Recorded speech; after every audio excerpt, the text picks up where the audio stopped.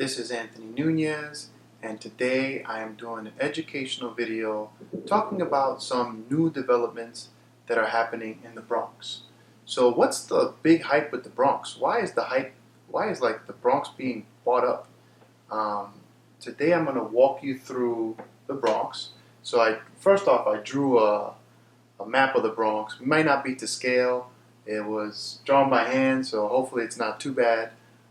But more or less, this is how the Bronx is laid out. And I'm going to start off on the west side and slowly move my way towards the east side. So one reason people are buying up in the Bronx is that it's like the forgotten borough. So it's relatively cheap. So living in the Bronx is relatively cheap compared to the other boroughs in New York City. And we are the capital of the world. New York City is not going to be cheap. So it was only a matter of time before the Bronx started to see a dramatic increase in everything when it comes to rents, the home values, everything. But in addition to that, we have a lot of projects going on in the Bronx that are helping to enhance the Bronx. So starting from the west, we have Riverdale. Riverdale has a few projects going on, but it's probably the most well-established area in the Bronx in terms of values. So you'll see some of the highest sales in terms of pricing going on in Riverdale side of the Bronx. Right nearby it though, on Broadway, we've been seeing for several years a lot of developments happening. On 225th, about a decade or so ago, we saw the Target open up, Applebee's, and all those little stores along that side of Broadway.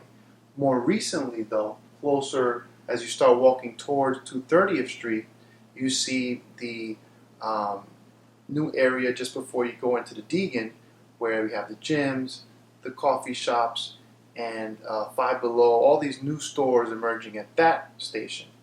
If you continue going further down near 238th Street, you see the Buffalo Wild Wings, the Costco's, or the BJ's, the BJ's. The BJ's opened up over there, and you see a brand new development happening on that side. Even next to the precinct, you're seeing a new building emerge.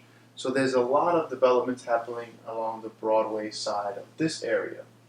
The Armory, they've been going back and forth, but it seems like the Armory is going to have an ice skating rink at some point, which is going to now provide access in a space that's one huge, and it hasn't really been used by the residents. So you're going to have some access into this Armory area.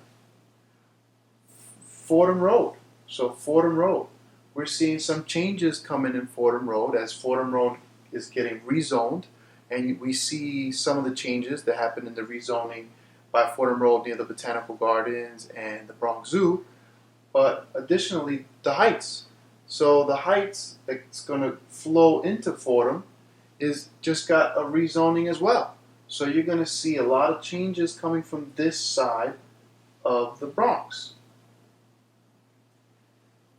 Webster Avenue, as you go up towards Webster Avenue, we're already seeing a lot of developments. What used to be rundown areas on Webster Avenue are getting these brand new buildings that are going to provide much needed housing in the Bronx.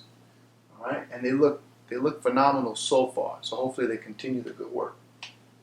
By High Bridge, and as you can see, Jerome is actually a little north of Yankee Stadium, but didn't really fit there. So Jerome kind of goes from Yankee Stadium all the way up, and we're seeing Jerome is getting a rezoning. So all of those auto body shops, that little whole area around 176th and Jerome is going to experience a rezoning. So we might see more high rises and new buildings and new developments in a place that kind of looked run down.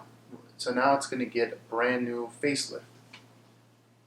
The High Bridge, the famous bridge that was inactive for decades, is now walkable. You can go over there and walk across the bridge. It's beautiful. I mean, it's absolutely beautiful, the sights from the High Bridge.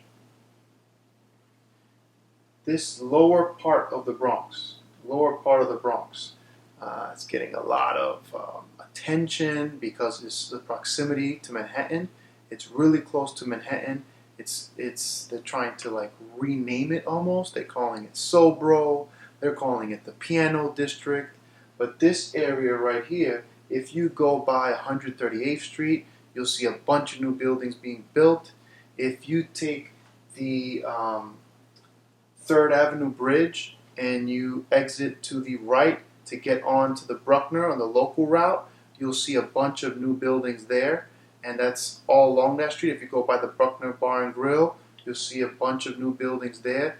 I mean, the area is looking really nice. It's not the Bronx is burning sob story from the 70s. It's a new Bronx is burning, and it's really burning hot right now. And it's looking great. If you go by 149th Street near St. Mary's Park, you'll see a bunch of new buildings being built there, and it's changing the atmosphere down there. As we start going towards the East Bronx is where we're seeing a lot of projects, right? Which are, I'm sure that the residents in the east side of the Bronx are looking forward to these projects because they're going to provide better access to other areas of the city, and it's going to increase the property value naturally.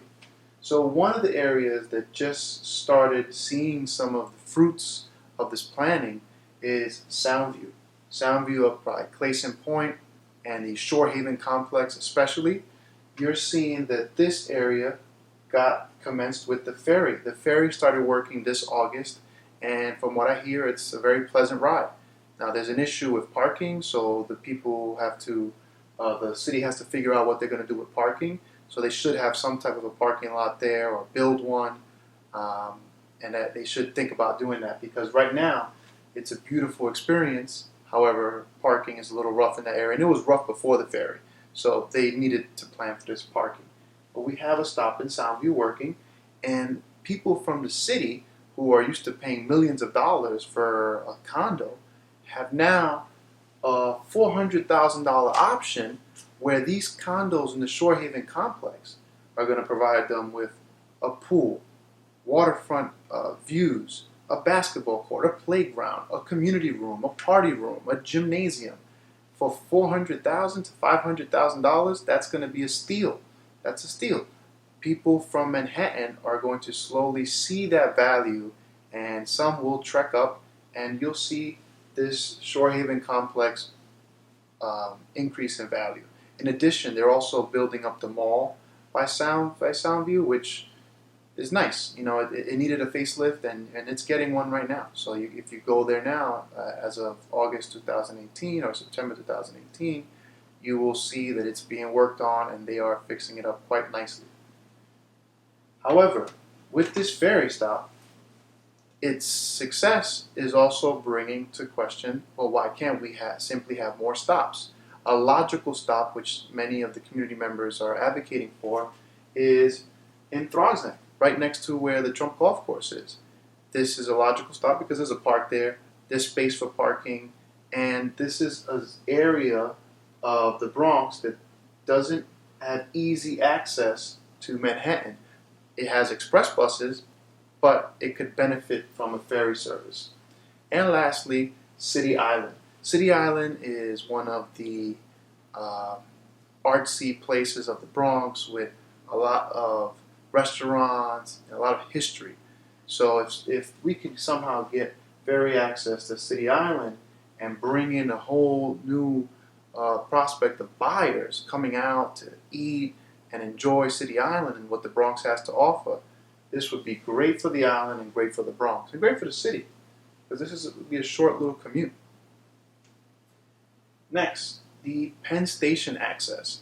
So for a long time, like I mentioned before, getting to Manhattan proved to be quite difficult because the 6 train is local, and whoever's ridden the 6 train knows that you got to get off at Parkchester sometimes, and it's just a real annoyance, that 6 train.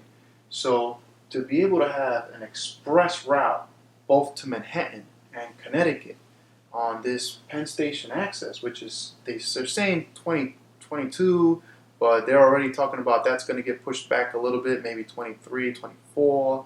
But the tracks are already laid down. It's currently being used as freight. but they're going to use those freight tracks and install train station stops. Now, the 4 stops that they've talked about is Hunts Point, Parkchester, Morris Park, and Co-op City. Now, conveniently, where the stops are going to be, if you go to the Morris Park stop, you're going to see a Marriott, the LA Fitness, you got the Einstein Hospital. So this area is already adjusting to the upcoming train station stop. If you go to Co-op City, you see how Co-op City has been renovated, how they've expanded, and they've even applied for permits for a hotel. Now, this is all, I think, due to the emergence of this Penn Station Access Metro North line, because now you're going to be able to get all these hubs of a greater pool of people coming to visit the Bronx. You can work in the Bronx, live further out, or you can live real close and have better access. Overall, good thing for the Bronx. All right. How do you know what's happening in the Bronx? How could you, an individual living in the Bronx, know what changes are happening in the Bronx? Well, you can Google any proposed rezoning. So once you know what's being proposed as rezoning areas near you, you can see what the plans are and you can adjust accordingly. Permits. You can look up where are all the permits going in the Bronx.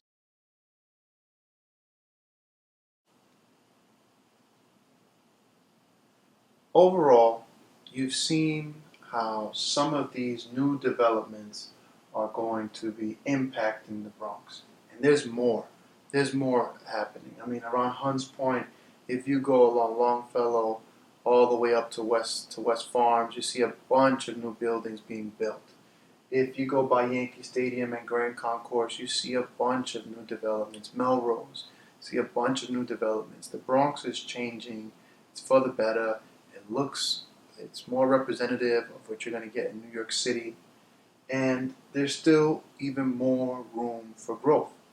City bikes. They already started experimenting around Fordham Road area with the city bikes, but it really should be adopted across the whole Bronx. We have some of the best parks in the city, and the bikes are just a natural